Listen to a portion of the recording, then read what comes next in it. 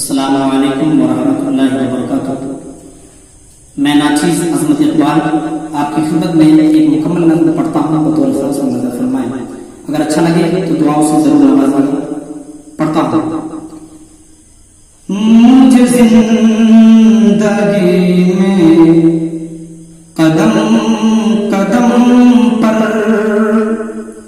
मुझे जिंदगी में कदम कदम पर बस तेरी रज़ा की तलाश है।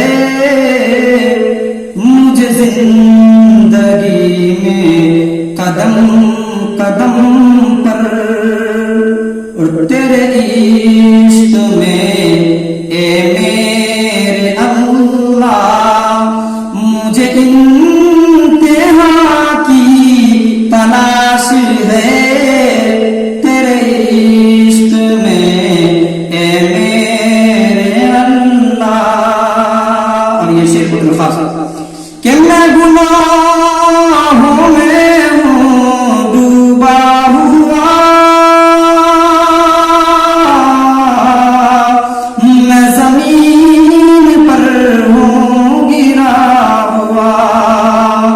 हम गुनाहों में हूँ डूबा हुआ, मैं जमीन पर हूँ गिरा हुआ।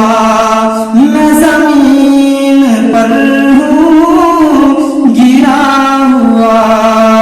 जो मुझे गुनाहों से नजात दे, जो मुझे गुनाहों से नजात दे, मुझे बस उसी की तलाश है।